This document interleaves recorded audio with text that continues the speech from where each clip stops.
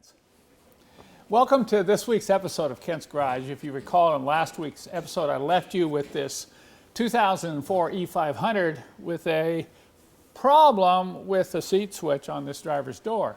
So I've got it opened up here, and I'm looking around. I think this might be a good time to talk about a certain subject, and that's inside the doors on these newer cars. Now, I've heard it said so many times, oh, they just don't build them like they used to, as if anything newer than old is no good. Well, that's not necessarily so. In fact, I'm kind of glad sometimes that they still don't build them like they used to. You follow what I'm saying? And so is the case with these door panels on these newer models. This is a W211. And if any of you have worked on the W123 or the W126 door panels, there's a bunch of little problems in there. They're not perfect, okay? You've got problems with the clips pulling out of the kind of the cardboard material on the panel itself. You've got problems getting to the power seat switches in the W126, breaking off the little tabs. And sometimes it's just hard to get the panel on and off, and then you've got that piece of plastic inside that you always have to deal with. Because let me tell you, if the piece of plastic's not in place, then you're going to get the inside of the door panel all wet. And of course, you've got those little crooked tabs and hooks and everything. And if you don't pull the door panel off just right, it breaks. Particularly like on the W123, where you've got that little hook on the forward part of the map pocket on the front door panel. If you don't lift up on it, if you pull straight out, it breaks off. So I think the engineers went to work and said, let's develop a door panel that'll come off quicker and be much easier to service, have a better clip arrangement, and a better sealing system. So let me show you. If you haven't seen one of these, I'm just going to show you now. I'm going to bring the camera in here and show you what I think are some improvements on what they did on the inside and outside of these doors as it relates to the door panel attachment and the way it's protected. The biggest change you'll notice when you work on one of these door panels is that now everything is attached to the door panel rather than to the inside door frame. In other words, the door pull is now part of the door panel, and all these switches are mounted to the door panel. It means you have more wiring plugs you have to disconnect.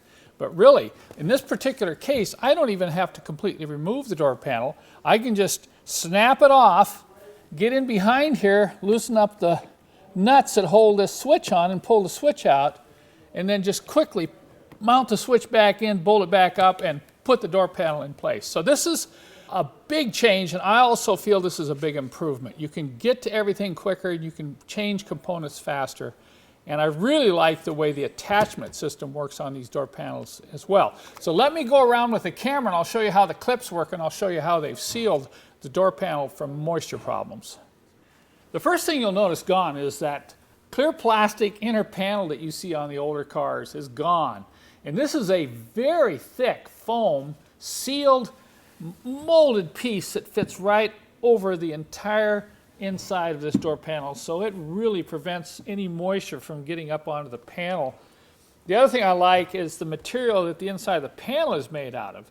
It's a very hard fiber material. It's got a coating on it, almost like a lacquer coating, which also prevents moisture absorption in here if you have any water problems inside the door. But look at the insulation inside here. This also cuts down sound. And then you'll find that these clips are much tougher, and the attach points are no longer going into cardboard.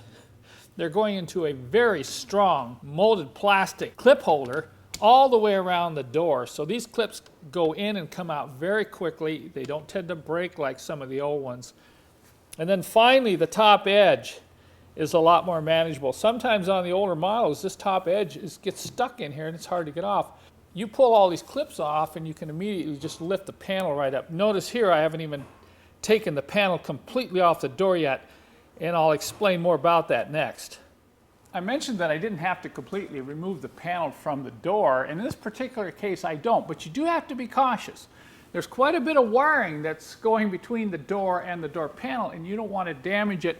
Particularly, they're using a circuit type of ribbon wire, which if damaged can be very expensive to replace because it runs all along the inside of the door here. So just be very careful. If you're doing this job on your own, by the way, or if you have a W211, I'm not going to go over the whole procedure for taking the door panel off and putting it back on. There are 2 or 3 good videos on YouTube. Just go to YouTube search and search 211 door panel, and that's going to give you that information. I just wanted to show you a couple things here. almost every video will show you completely taking the door panel off and then changing the switch. Well, I tend to be a little lazy, okay? So if you do it this way, it's very important you get something to support the panel. I've got a plastic wastebasket down here, padded, that's taking all weight off any of the wiring on the inside of the door panel here. And that allowed me to just pull this insulation back right here and pull the old switch out. And I'm going to put the new switch in. I'll just plug the switch in. I haven't had to remove any other wiring.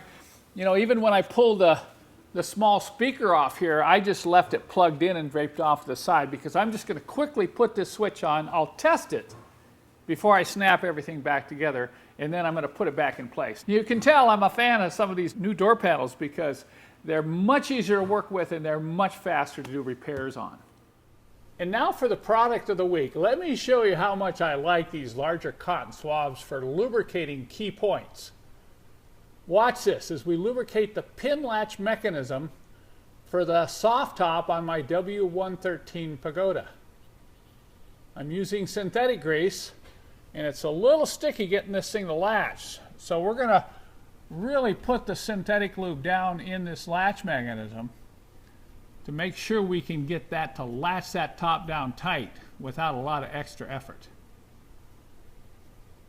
So these are really handy to have, particularly in different sizes. This should be a good test. I've got the bamboo swab on my left here, and on the right is just a cheap wood one. Watch as we start to bend these with equal force. Let's see which one breaks first.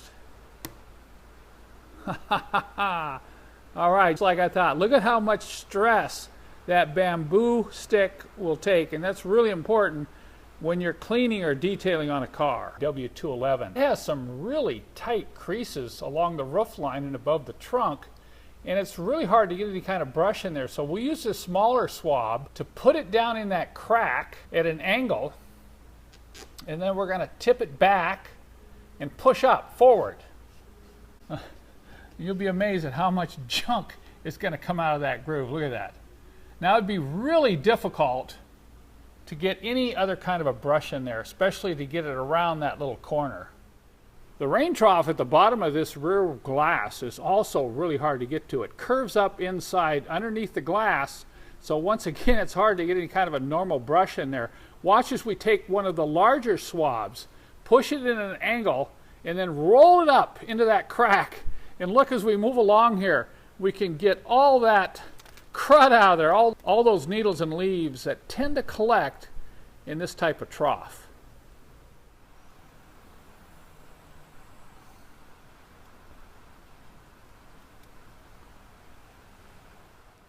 I have finally found the cotton swab of my dreams. This is a continuation of my series on shock absorbers, particularly how to determine when they're bad and why should you replace them. If you watch the first couple videos that I did in this series, I explained the reasons why you should change them. And one of them was to prevent adverse wear on other suspension components on your car. I've seen this so many times, and so is the case with this W123 chassis here that's on the lift. The owner knew probably 2 years ago that his shocks were bad. I told him he should replace his shocks, and he said, well, you know, they're too expensive. I don't want to replace my shocks. Okay, it's your call. But he just started complaining about problems with noise when he braked the car. He'd hear a clunking noise, and the front end didn't feel real good. So we pulled it up in the air here and pulled the wheels, and sure enough, upper control arms are worn out. And I've noticed that, particularly on the 123 and 126 chassis, bad front shocks will usually cause worn out upper control arms, particularly this rubber here and the ball socket joint right on this end. Okay, check this out. These aren't even Bilstein shocks, but this gives new meaning to the word shot shock.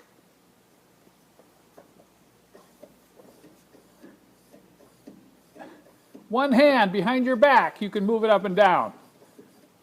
We've got the old control arm out, and if you're having problems when you're braking, hearing a clunking sound, this may be the reason why. This upper ball joint can get loose, and that's the sound you'll hear when you're braking or going over really rough roads. Look at how loose that joint is. Now let's take a look at the other end. You can see the rubber is deteriorating on the other end. So there's two places that you really have to be concerned about. It'll be very hard to keep the front suspension aligned with that rubber on the inboard side wearing out. So if you're having uneven tire wear, this could be the problem right here. You may need to replace these upper control arms. Look, the joint is totally dry there. One of the fun parts of my job is discovering things. I just love opening up stuff and discovering surprises. And it's really fun to pull a battery tray out of a W123 chassis because you never know what you're going to find lurking underneath it. You can't believe some of the things I've seen. Let's see what we find under this battery tray. Oh, look at that. We've got rust, but we also got some goop and some crud. I don't know who put that stuff in there, but it's certainly not working because this owner's got water running into the passenger compartment.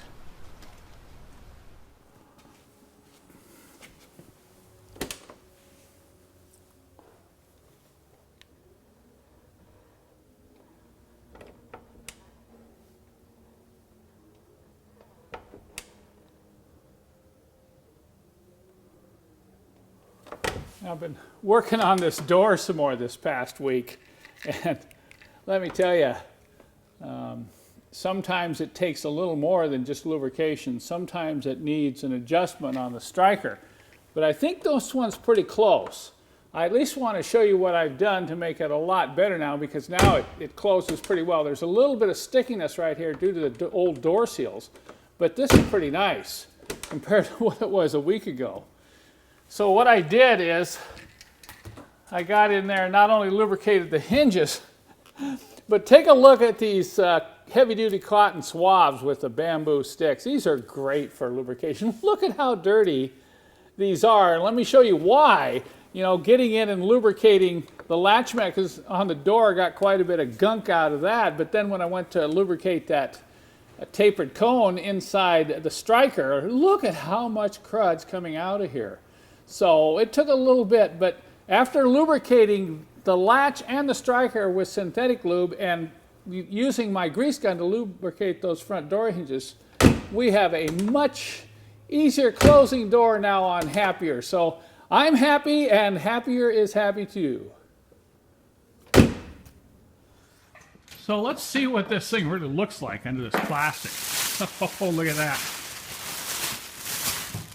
Oh man.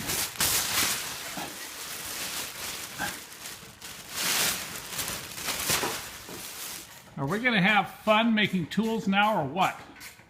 So take a look at what's arrived in our shop this week. A 900-pound milling machine. And this was in the back of the truck. So how do you get a 900-pound gorilla out of the back of a high-lift pickup truck? Well, this is how we did it. We got real creative and used the car lift to get this new milling machine out and on the ground and onto a custom rolling stand. Okay, we got it off the truck, got it on the stand. Look at that cool roller stand we've got. Now the next step is trying to get it through the door into the machine shop.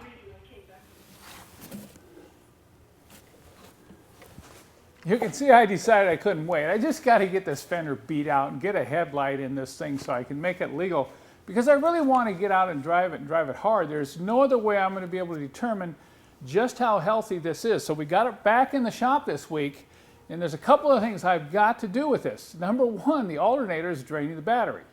Literally drained the battery within a few hours. So I've got to do something about the alternator. And then the engine is not coming up off of temperature. It just, you know, hangs down there, so the thermostat's shot. So oil change, thermostat, voltage regulator, we're going to do a brake check. We're not going to try to fix everything with the brakes, but at least make sure they're safe. And then we're going to keep pounding on this fender. Earlier today, we were pounding, jacking. We used a hydraulic jack. we used a lift to lower it down. We're not even trying to get heat out here with a torch. It's just enough to get that headlight installed and to get a turn signal lens on. You can see I'm using my flashlight again to check it out. It was really crumpled down in here. Now there was one other feature that I didn't show you in the last episode. I touted this flashlight. This has become my super favorite flashlight of all time. But the other thing is it has a magnet. So I can turn it on, so light's coming out of both sides, and I can stick it up in here like that on a piece of metal. It just hangs up in there, and I can kind of check the brakes over here, check all the suspension, make sure there's nothing really bad wrong with this thing. So we got about another 2 hours on this, and then we're going to try to get it ready to roll down the road. The other thing we got to do is we have to change the fuel. The fuel is really old in the tank, so we're going to have to drain the tank and put fresh diesel in it. So the Green Ghost is getting close to roll again. It's the middle of February. The sun's just come out. It's actually going to be almost 60 degrees here in the Pacific Northwest. So I decided to roll the beast out of hibernation and get it here into the shop. What I want to do is do a number of things on it. It's going to prepare this car for doing some spring touring. Okay, no, I'm not going to restore it. I know a number of people have said, hey, Kent, when are you going to paint that car? Kent, when are you going to restore the beast? Okay, let me explain. So far, this project has been fun. But as soon as I start tearing this car apart and removing all the chrome trim and stripping the paint and going on and on and on, then it's not going to be fun anymore, at least for me, okay? So I want to keep it fun. So we're going to get it so it's really roadworthy, everything works, you know, and it's fun to drive. There are a couple things that are really annoying right now. Number one, the sunroof doesn't work, okay? It's kind of stuck. And the other thing is I'm having some problems with the doors. Now this is once again typical of a car that's been, you know, sat for a long time, been neglected. Well, the front door here will kind of almost close, but not really. But look at this, the back door. Now I know some of you have had this problem before, particularly on these really old cars that have sat for years and haven't been used. The doors get stuck, and it's usually the latch mechanism inside's corroded. No lubrication. This is the contest of the week. Somebody tell me, how am I going to get this door open? And you know, the lock's up, it's not locked, but the button is not activating that latch, and I cannot get this door open. So I'm stuck. The door's stuck, I'm stuck. I've received numerous emails about this problem, so it's pretty common, but I need some help here, okay? Contest people. Get in there and make some comments. Tell me any tricks you've learned on how to get this door open. But the sunroof's going to be another matter. It's going to be, probably needs to come off in a full service with the motor, the clutch drive, the cable, everything has to be relubed. So this is going to be a subject of an upcoming on-demand video where I'll go over these manual sunroofs in detail, particularly on the old ones where they are not working at all or they're stock. And sometimes when you can't open them, you can't get the headliner panel out, so you can't get the sunroof panel off. So it's a catch-22, and it's really difficult and really frustrating.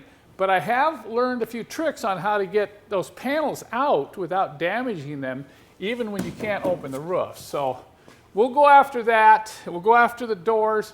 I'll film some of this along the way, and we'll report back in the next episode of Kent's Garage.